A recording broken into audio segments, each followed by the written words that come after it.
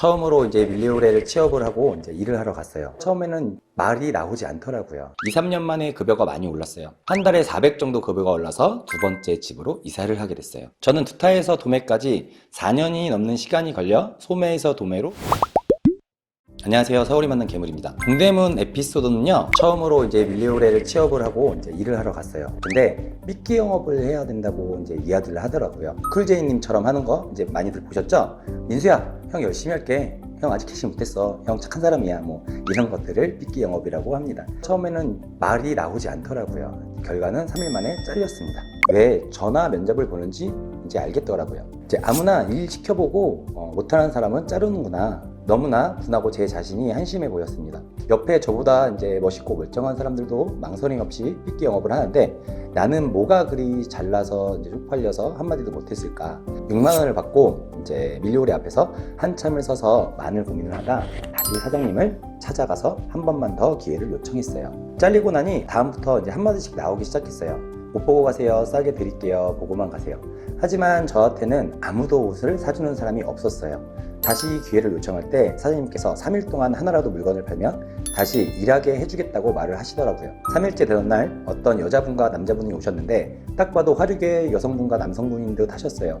저는 몇 년을 유흥 쪽 사람들과 생활하다 보니 일반인보다는 그쪽 세계 분들이 편하게 느껴졌고, 그래서 용기 내서 지금까지 배웠던 스킬을 발휘해 애인분 옷 보러 오셨어요? 로 시작해서 바지 한 벌, 티 두 벌을 팔게 됐습니다. 그 후로 정식 직원이 돼서 일을 하고 소심했던 제가 어느덧 밀리오에서 옷을 제일 잘 파는 사람 중 한 명이 되었습니다. 삐끼 영업이란 게 어떤 거냐고요? 손님 전설의 바지 하나 보고 가세요. 못 팔면 찢어버릴게요. 저 옷 파는 사람 아니에요. 저 착한 사람입니다. 짠! 뿅! 민수야 보고만 가. 형 옷 파는 사람 아니야. 형 열심히 하잖아. 형 옷 안 팔 거야. 막 그런 식으로 하는 게 삐끼 영업이라고 합니다. 밀리오레는 10시 반에 출근을 하는데 그 시절에는 인터넷 쇼핑몰이 없던 시절이라 10시 반이면 밀리오레 앞에 학생, 군인 등등의 손님이 옷을 사러 기다리시는 분들이 많았어요. 출근을 하면서 이제 에스컬레이터를 타고 이제 올라오는 이제 군인 옆으로 가서 친구 옷 사러 왔어? 라고 말을 먼저 건네고 네, 옷 사러 왔어요 하면 오뚜기 부대네? 형도 거기 나왔는데 저는 다른 부대입니다. 집은 순천, 형 작년에 순천역 앞 편의점 뒷건물 2층에 살았는데 고향 사람이네. 가족한테 주는 가격으로 줄 테니 손잡고 가게까지 출근할 수 있는 여유까지 생기더라고요. 이게 미끼 영업입니다. 이해하셨죠? 그리고 동대문에서 힘든 점은요, 첫 번째 수원에서 동대문까지 지하철을 타고 다니는 게 정말 힘들었어요. 집에서 이제 버스를 타고 수원역에 가서 수원역에서 지하철 타고 동대문으로 한 왕복 4시간 정도 이제 되는 게 가장 힘들었던 것 같아요. 그래서 한 몇 달을 다니다 이제 이모한테 300만 원을 빌려 방을 얻었습니다. 그때는 차비도 아까워서 무조건 걸어 다니는 집으로 이제 선택을 했어야만 했고, 부동산 가서 사장님한테 제일 싼 방부터 보여주세요 라고 말을 하고 방을 구하러 다녔어요. 동대문에서 30분 정도 걸어가야 한다고 해서 고민을 많이 했지만 어쩔 수 없이 많은 분들이 말로만 듣던 옥탑방을 계약 후 첫 서울 생활이 시작됐습니다. 옆에 보시면 제가 처음 살던 이제 집이었는데 저 빨간 줄 친 이제 옥탑방이 이제 제가 첫 서울 생활을 하면서 이제 살았던 옥탑방이라고 보시면 될 것 같아요. 두 번째는 급여가 너무 작은 부분이 힘들었어요. 1년을 다닌데도 이제 급여가 80만 원 정도밖에 안 됐었거든요. 그래서 월급을 받으면 처음 한 일이 쌀, 라면, 물을 먼저 구입하는 거였고 7만 원 정도 하는 보험료와 핸드폰비, 월세, 관리비 등등을 내면 남는 게 거의 없더라고요. 그때 당시 이제 보험료를 내면 큰일 나는 줄 알고 안 빼먹고 냈던 기억이 나네요. 동료들과 동대문 운동장 앞 포장마차에서 이제 순대곱창에 소주 한잔 하던 일이 정말 큰 행복이었습니다.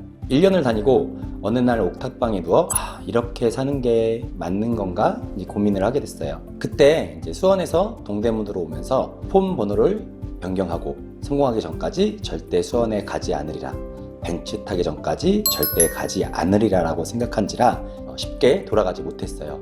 그때 문득 나는 바본가? 라는 생각이 들었어요. 돈이 없으면 돈을 더 벌면 되는데. 해결책은 10시 반부터 8시까지는 밀리오레, 8시부터 새벽 4시까지는 두타에서 일을 하는 거였어요. 지금 말로는 이제 투잡이죠. 내가 왜 밀리오레에서만 일을 했지? 곧바로 실행에 옮깁니다. 저는 B형 ENFP입니다. 하루에 18시간 정도 이제 전설의 바지를 팔다 보니 노하우도 많이 생기고 단골도 생겨 2, 3년 만에 급여가 많이 올랐어요. 한 달에 400 정도 급여가 올라서 두 번째 집으로 이사를 하게 됐어요. 사진에 보이시는 집이 두 번째 집인데 보시기에 첫 번째 집하고 비슷해 보이지만 여기는 역에서 15분이면 올라가는 원룸이었습니다. 정말 기분이 좋았어요. 돈을 벌면 제일 하고 싶었던 일이 화장실이 있는 집으로 이사하는 거였습니다. 옥탑방은 공동 화장실을 이용해서 지하 몇 층이든 상관없이 화장실이 있는 집이 그때는 목표가 된 것 같고요. 또한 20대 젊은 나이에 이성 친구가 아무리 저를 사랑한다 해도 하이힐을 신고 언덕을 올라올 수는 없고 주머니 사정이 안 좋으니 매일 밖에서 데이트를 할 수는 없어서 그때는 이성 친구 만나는 것도 사치라고 생각했어요. 성공보다는 돈을 많이 벌고 싶었던 것 같아요. 우여곡절 끝에 이사를 하고 또 1년이 지나던 어느 날 이렇게 하면 성공할 수 있을까? 동대문 온 지 벌써 3년이나 지났는데 3년 후에도 똑같은 삶을 사는 건 아닐까 하는 생각에 어머니를 찾아갑니다. 제가 요즘 저희 고객님들께 많이 하는 이유가 오늘처럼 열심히 살면 3년 후 오늘도 오늘같이 살 거예요 라는 무서운 얘기를 많이 합니다. 지금까지 모은 돈하고 6천 정도 더 있으면 가게를 할 수 있는데 도와줄 수 있으신가요? 어머님이 생각 좀 해보겠다고 하시고 방에 들어가셨어요. 사실 어머님이 돈이 없으신지는 알고 있었지만 혹시나 해서 말씀드렸죠. 30분인가 다시 나오시더니 한번 해보자 하시더라고요. 그래서 전세 대출을 해서 자금을 마련해 주셨어요. 10점짜리 아들을 100점짜리 아들처럼 믿어주신 어머니의 은혜로 더 열심히 일을 하게 됐습니다.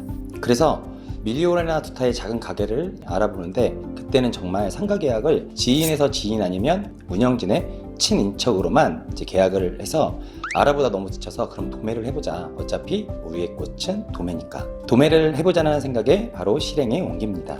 저는 B형 ENFP입니다.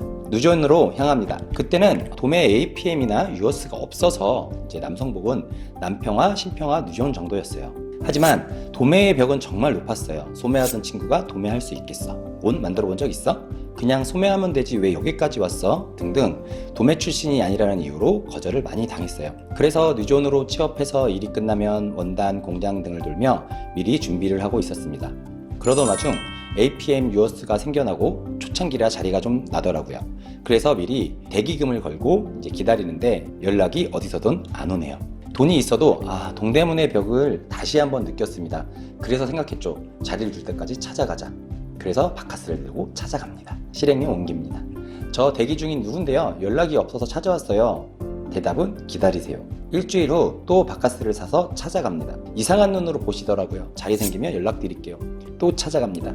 몇 번을 반복하던 중 운영진이 여기 이런 거 사오시면 안 돼요 라고 말을 하시더라고요. 그래서 바카스 없이 또 찾아갑니다. 3달 정도 여러 번 방문하다 보니 높은 분이 제가 오가는 걸 보셨나 봐요. 그러더니 부르시더니 상가 지도를 펼치더니 원하는 자리를 골라봐 하시는 거예요. 그렇게 근 4년 만에 도매에 입성을 하게 됐어요. 지금 옆에 보시면 두타 옆 횡단보도가 있습니다.